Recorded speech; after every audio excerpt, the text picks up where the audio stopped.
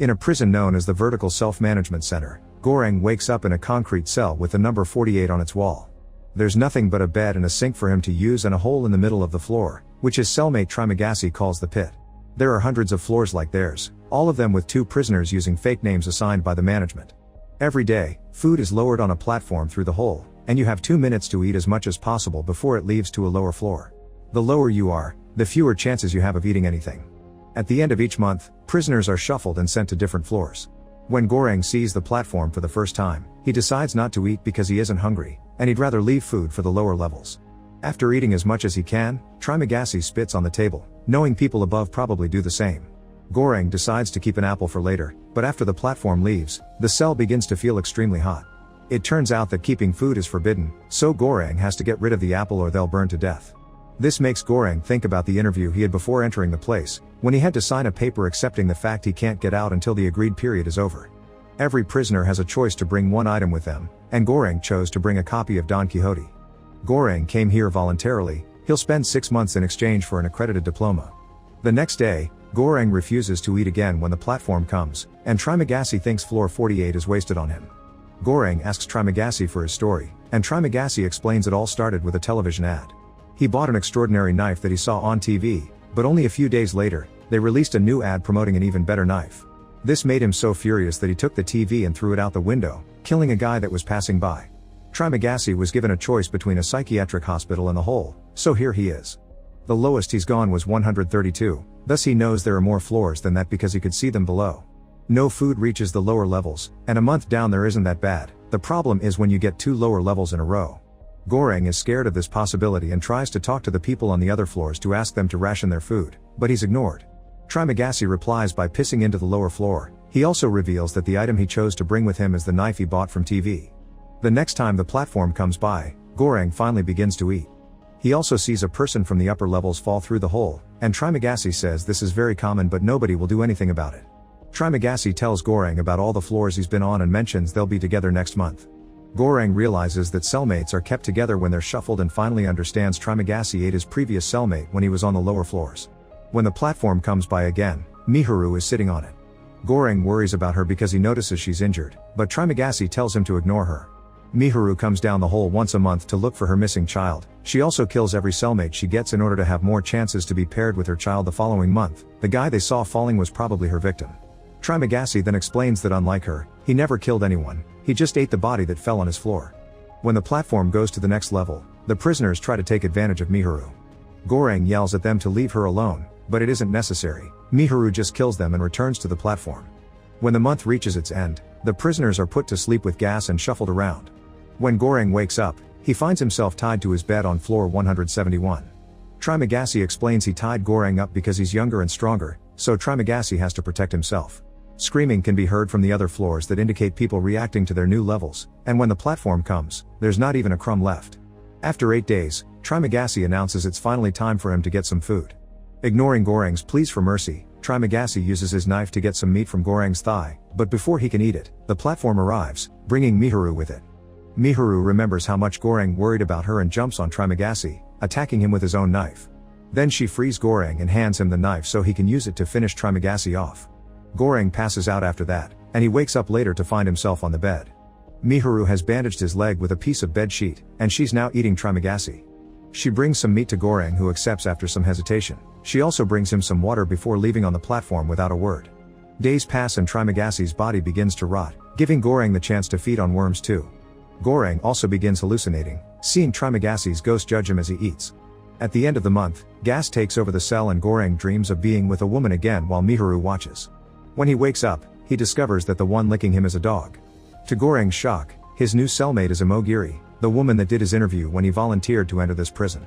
The dog is the item she chose to bring with her, and they're now on level 33. Goreng remembers the day of the interview and how Imogiri made creepy pauses between questions. In the present, Imogiri explains she volunteered as Goreng did, and that she didn't know people died here. As far as she knows, there are 200 levels, and when Goreng explains there isn't enough food for all the people here, Imogiri points out that the amount of food would be fine if people only ate what they needed. Something that fosters a spontaneous sense of solidarity needs to happen, but Goreng finds the idea ridiculous. He does wonder if change could be achieved by the death of a child, but Imogiri's sure that company policy doesn't accept under 16s. When the platform brings them food, Imogiri only eats what she needs, and after giving some to her dog, she begins preparing 2 rations of food.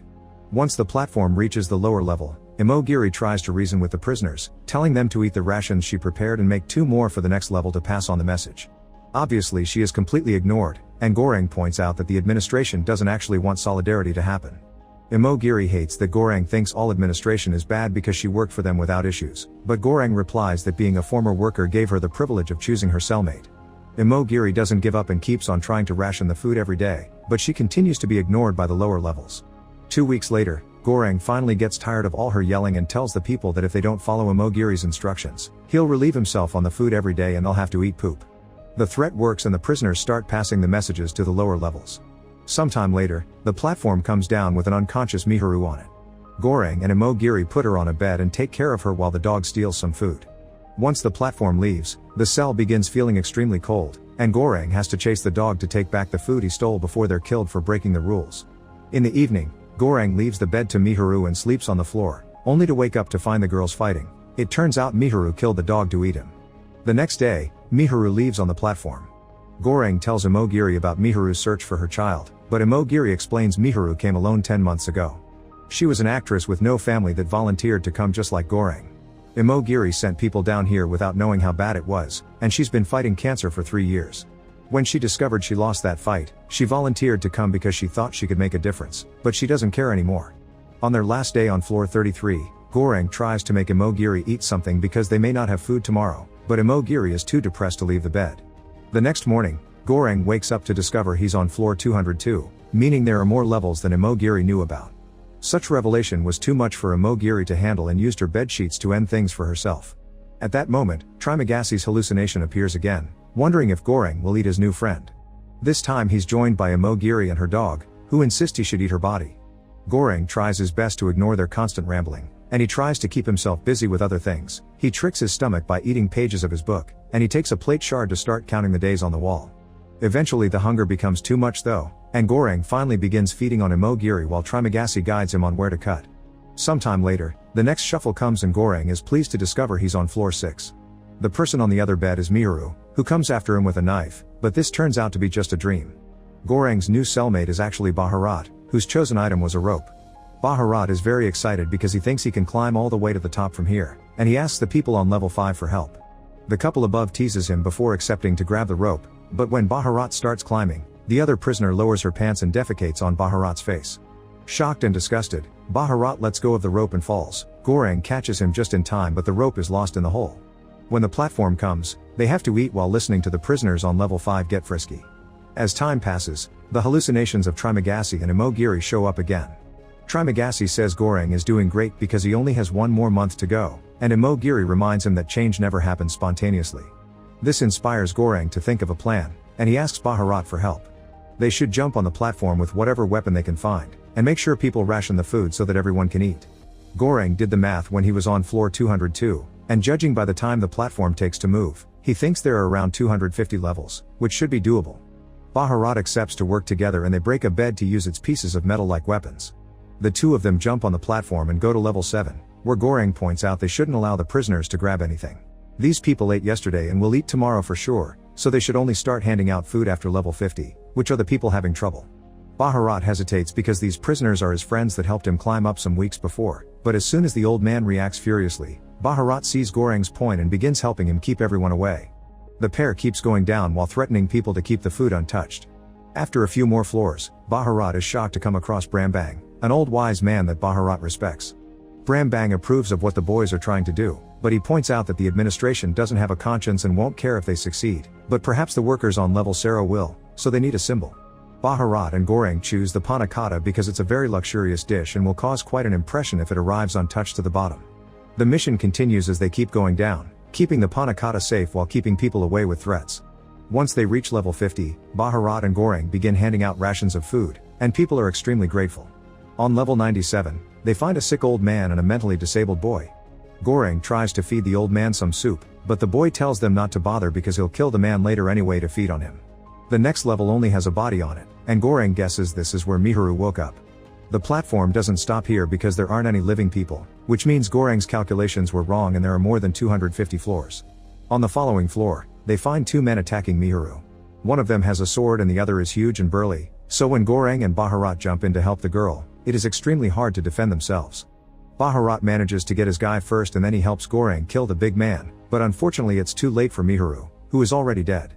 Goreng wants to mourn her, but Bharat drags him back on the platform before it leaves them behind. The two of them keep going down and handing out food to the prisoners they see, although many floors only have dead bodies on them.